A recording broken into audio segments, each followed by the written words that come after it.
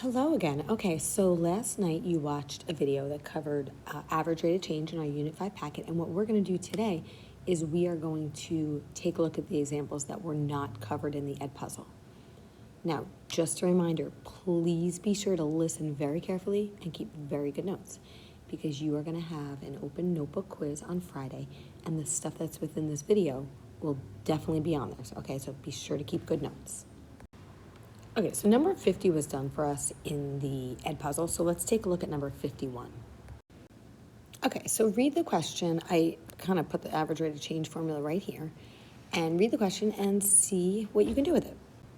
Okay, so what they're asking us to do is they're asking us to find the average rate of change in millimeters per year of a person's pupil diameter from age 20 to age 80. Now, these two numbers they give us, see the age right here? They're giving us the x sub 1 and the x sub 2. Okay, so because they're talking about age, isn't that our x's? So really that's going to be the denominator of our fraction. Now to find the y sub 2 and the y sub 1, you just look at the y values that correspond with them. Okay, so this is going to be y sub 1. The reason I say sub is because it's a subscript. And this is going to be y sub 2. Okay, so all we're going to do is just literally take these numbers and plug them in, right? Y sub 2 minus y sub 1, so 2.3 minus 4.7 over x sub 2 minus x sub 1, so over 80 minus 20.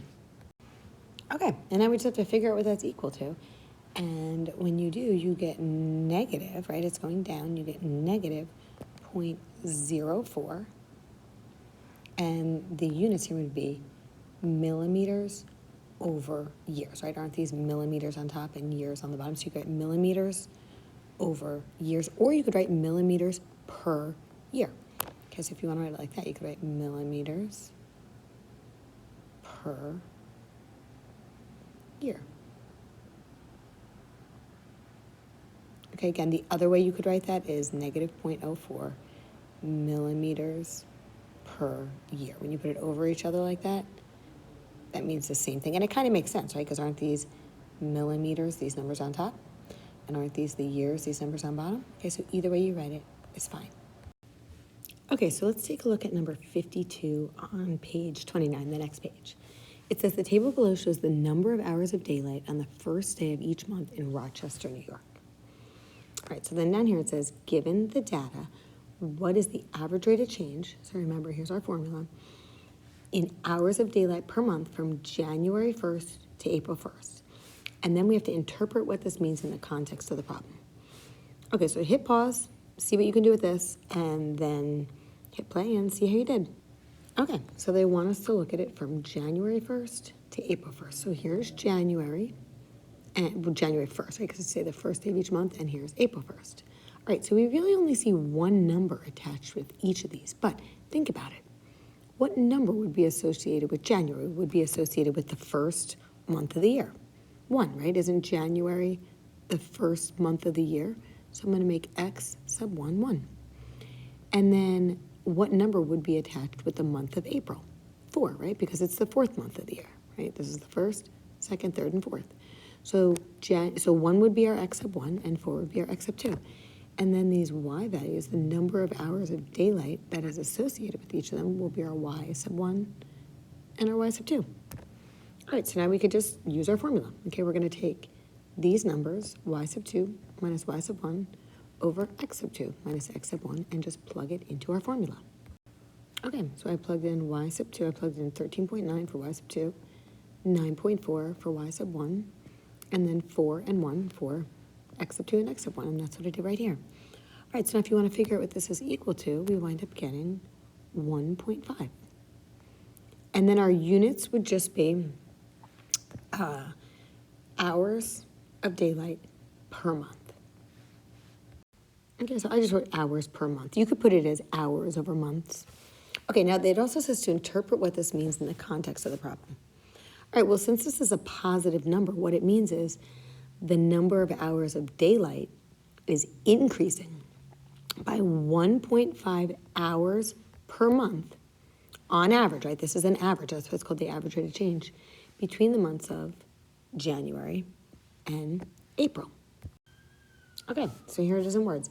the number of hours of daylight increases, and it's so important to say on average because it's not, consistent every single month. It's on average by 1.5 hours per month between January 1st and April 1st. And this is in Rochester, New York. Okay, so try out number 53, and then you can hit play and see how you do.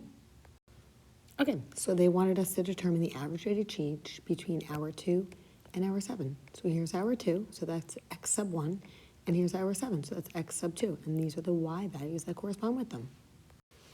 Okay, so I just plugged them in, right? I did y sub 2 minus y sub 1, so 480 minus 140 over x sub 2 minus x sub 1, so 7 minus 2. Okay, when we do that, when we figure out what that's equal to, we wind up getting 68, and then the units would be miles per hour, or miles over hour.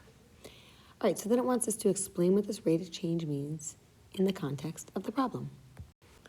So, a lot of times if you look at the units, right, miles over hours, miles per hour, it kind of gives you a clue as to what to write. So really they're traveling at 68 miles per hour on average, and you just have to say over what time period. So the family is traveling on average, right, not consistently, but on average, at 68 miles per hour between the 2nd hour and the 7th hour of their trip.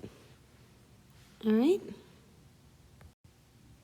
All right, so on the next page, 54 we did on the Ed puzzle, so let's take a look at 55. Okay, so they give us a graph of g of x, we could see right here. And instead of giving us a graph, they give us a table of values for t of x. And it says, over the interval from 2 to 4, which statement regarding the average rate of change for g and t is true? Okay, so this, when they give you an interval like this, remember the first number represents x sub 1, and the second number represents x sub 2. Okay, so what I'd like you to do is I'd like you to find the average rate of change over this interval for this function g of x using the graph. And then I'd also like you to find the average rate of change for this function t of x using the table and see if you could pick out which answer choice matches. Okay, so as far as g of x goes, right, I located x sub 1. So when x is 2, the y value is 6. So x sub 1, y sub 1.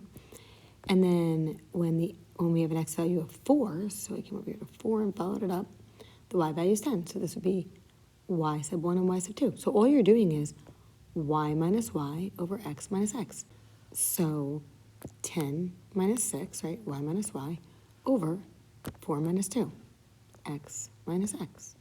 And that would be 4 over 2, which simplifies to 2. So our average rate of change here is positive 2.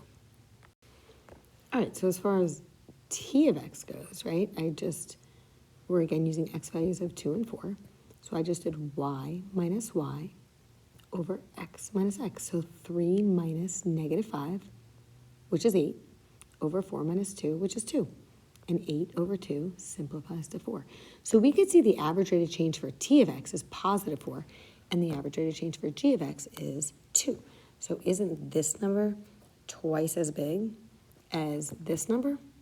Or if we don't see that answer choice there, isn't the average rate of change for g of x half of what the average rate of change for t of x would be? So if we look through the answer choices, it says right here, choice 4, the average rate of change of g is half the average rate of change for t, right? Isn't this half of that? So choice 4 is our answer. All right, let's take a look at the next page. So they give us this graph right here, and they want to know over which interval is the volume of the box changing at the fastest average rate. So they give us 4 intervals. Remember, first number is x sub 1, second number is x sub 2. And they want us to individually find the average rate of change for each of these 4 answer choices and see which one is the biggest, right? Which is changing the fastest. Okay, so I'll do the first one with you, and you guys can do the rest and then figure out which answer it would be. Okay, so since this is x sub 1 and x sub 2, we need to figure out what y values correspond with them. Okay, so let's start with the 1. When x is 1, look, here's where the graph has an x value of 1. Isn't the y value there 0, so we're going to be looking at 1, 0. Okay, and when x is 2, isn't the y value right here, which is at, well, let's see. If this is 6 and this is 8, it's halfway between 8 and 10. So the y value would be 9. So the coordinates to this point would be 2, 9. So all you're doing is the average rate of change, right? So we're doing y minus y over x minus x. So 9 minus 0, right, y sub 2 minus y sub 1 over x sub 2 minus x sub 1, so 2 minus 1. So since 9 minus 0 is 9, and 2 minus 1 is 1, 9 over 1 simplifies to 9. So the average rate of change for choice 1 would be 9. Now what you have to do is you have to go through each of these individually, figure out the average rate of change, and see which one is the greatest. So hit pause and do that. Locate each of these x values on the graph and figure out which y values correspond. Okay, so you can see my work here. For choice 2, right, we had x sub 1 being 1 and x sub 2 being 3.5. So that's our denominator, 3.5 minus 1. Then I found the y values that corresponded. So the y value that corresponds with the next value of 3.5 is 17. And the y value that corresponds with the next value of 1 is right here, 0. So I just did 17 minus 0 over 3.5 minus 1. Okay, and I got 6.8. Okay, so then same thing for choice 3. I used these x values, so it'd be 5 minus 1 in the denominator. And look at that, the y values that correspond with 5 and 1 are both 0. And so 0 over 4 is just 0. And then finally for choice 4, our x values are at 0, which the y value is negative 5. And the other x value is 3.5, which we already found the y value to be 17. So we would just do 17 minus negative 5 over 3.5 minus 0, okay? Y sub 2 minus y sub 1 over x sub 2 minus x sub 1. And that's approximately 6.3. So we could see 9 is the biggest number. So choice 1, the first one we did, was our answer.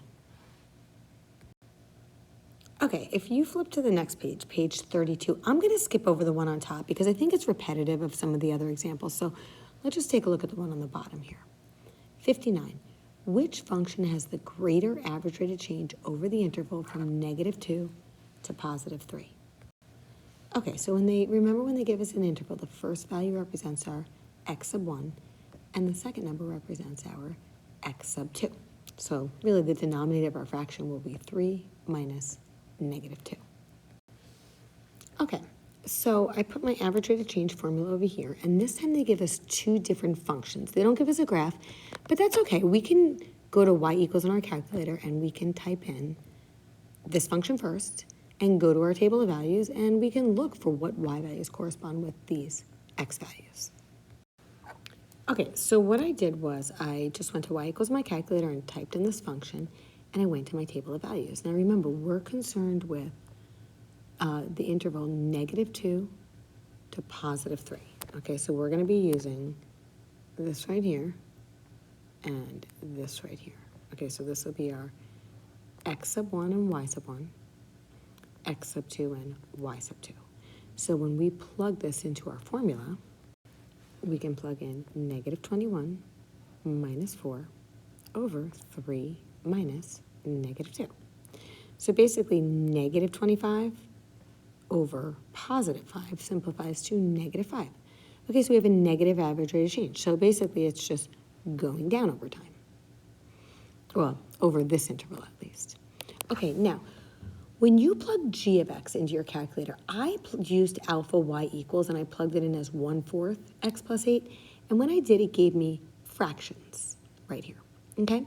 But you could plug fractions into the formula if you want. Or if you prefer not to use fractions, instead of plugging in 1/4 in your calculator, if you go to y equals, and we know 1/4 is like 0.25, you could plug in 0.25 x plus 8. And when you do, it'll give you these as decimals instead. So if you prefer to see them as decimals, right, just plug in 1/4 as 0.25 as a decimal. Either way, I mean, you'll get the same average rate of change. Okay, either way, whether you plug these in as fractions or decimals. Okay, either way, you're going to wind up with the same answer, 0.25. Or here, if you plug this in your calculator with fractions, it would give you 1/4. But isn't 1/4 the same thing as 0.25? So it does not matter which way you plug it in. Okay, I kind of like it like this with the decimals. I feel like it's just easier. So I'm going to look at this. Okay, so for g of x, our average rate of change is 0.25. And for f of x, our average rate of change is -5. They want to know which has the greater average rate of change. So what do you think? Well, although this is a positive number, right? If you think of a number line, positive numbers are bigger than negative numbers, but a rate of change means how fast is it changing over time, whether it's changing in the negative direction or the positive direction. We're really just looking for what number itself is bigger. So you ignore the sign. Is 5 bigger than 0.25? Definitely, okay?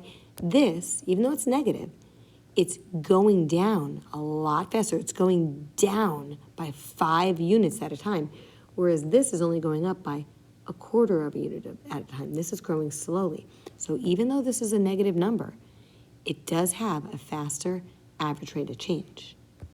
Okay, so please put that in your notes. Although this is negative, it is changing at a faster rate. So if we want to know which one has the greater average rate of change, f of x does, not g of x. Okay, so please be sure to write this out where I'm putting the stars. This is the final answer. F of x has the greater average rate of change over this given interval from -2 to +3. Okay, so if you turn to page 33, number 60 was done on the Ed puzzle last night. So let's just take a look at 61 and 62, and then we are done. Okay, so number 61, they give us this function right here, n of t, and they explain what it represents, and they want to know over which interval is a sample's average rate of decay the fastest. Now, decay means it's going down, so we should wind up with negative numbers when we find the average rate of change. So we're going to use this same function here, and we're going to find the average rate of change over each of these 4 intervals. So multiple choice can be a little time consuming because we have to do this 4 separate times. All right, so I'm going to take a video while I do this. So what I'm going to do is I'm going to go to y equals on my calculator, and I'm going to plug in this function right here. So I'm going to plug in, literally just typing it in. Sorry if this is a little shaky. 100. Now the e, to get to the e, let me just show you. There's 2 spots. It's either right here, see above the ln button that says e to the x, or you can use this one right here above the division button. If you use the one above the division, you're going to have to raise it to a power. If you use the one above the ln, it raises it to a power for you. I'll show you. I'm going to use the one above the ln. So I'm going to hit second, and then ln, and see how it takes the e and raises it to a power for me? It just saves a step. Okay, now if you look at that power, it says negative 0.023, and instead of a t, we're going to use x. Okay, so this is what we're looking at. Now, what we're going to do is we're going to go to our table of values, so we're going to hit second graph, and make sure you're doing this with me. And you're going to scroll up and down the table. Now, we're concerned with the x values that they give us in each of these answer choices. See how choice 1 says 1 and 10? Well, we could see at +1, this is the y value that corresponds. And then you're going to have to scroll down and see what y value corresponds with the x, corresponds with the x value at 10. So when x is 10, this is the y value. Okay, so you may want to scroll up and down your calculator. Now, I included, right, the first one we needed the y value, the x value of 1 and 10. Now, technically, it's a t, not an x. So when I made my table, I made this a t. So we needed 1 and 10. For choice 2, we needed 10 and 20. So here's 10 and here's 20. For choice 3, we needed 15 and 25. So here's 15 and here's 25. And for choice 4, we needed 1 and 30. So I put on my paper all the different t values we would need and all of the y values, or in this case, n of t values that correspond. And then we're just going to individually find the average rate of change for each. So if you could go through the answer choices one by one and find the average rate of change for each, do so. And then I want you to figure out which one has an answer where the average rate of decay right, which means they're going to be negative, is the fastest. So the biggest negative number. Okay, so for example, right, for the first one, we needed, I'm just going to highlight these on the chart. Okay, so we need to use the x values of 1 and the x values of 10. So I just did basically y sub 2 minus y sub 1 over x sub 2 minus x sub 1. So this number minus this number over 10 minus 1. And when I plugged them in my calculator, it gave me approximately, that's what the symbol means, negative 2.03. So why don't you guys take a minute and do the same thing, right? In choice 2, you're going to have to use, let me just use a different color highlighter. You're going to have to use when x is 10 and when x is 20 and apply the same formula. Okay, then you're going to do the same thing for choice 3 and the same thing for choice 4. So take a second and do that and hit pause and see how you do. All right, so here we have it. So for choice 2, I got negative 1.63, approximately. These are all approximations. For choice 3, I got negative 1.46. And for choice 4, I got negative 1.64. So we want to know which one is it going down, decaying the fastest. Well, choice 1 is the biggest negative number, so choice 1 is our answer. Okay, so number 62 is very similar. They give you a function, p of t. Okay, we're going to plug that in our calculator. And they give you an interval from 4 to 8. Okay, so this would be your x sub 1, and this would be your x sub 2. Although technically, isn't it t sub 1 and t sub 2 since you're using t's? And go to your table of values and see if you can find the average rate of change and round your answers to the nearest hundredth. Okay, so try this one on your own. It's not multiple choice. And when you're done, hit play and we'll go over it. Okay, so here I am in my calculator. I'm plugging in the function, so 2,560. And remember, to get to the E, you could either hit second decimal or second ln. I'm going to hit the second, and then I like to hit the ln because then it raises it to the power for me. And I'm just going to plug in that power. So 0.01718.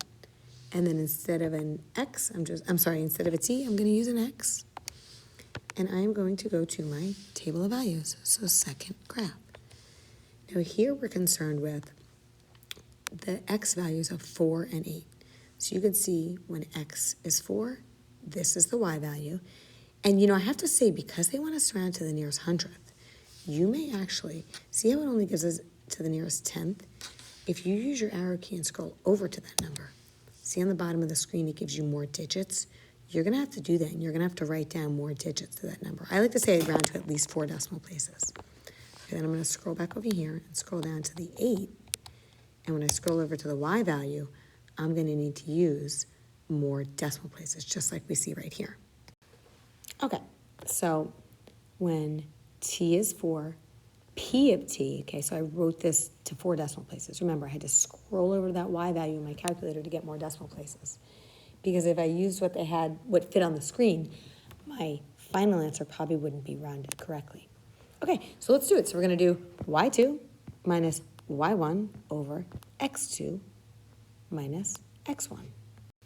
Okay, so there we did it. I did this minus this over 8 minus 4. And that gives me approximately to the nearest hundredth, right? Which means 2 decimal places, right? The first decimal place is tenths, and then this is hundredths. This is approximately 48.78. Now, because it's a word problem, you always want to include your units. So the units would be millions of people per year. So there it is. Our final answer is 48.78 million people per year. Okay?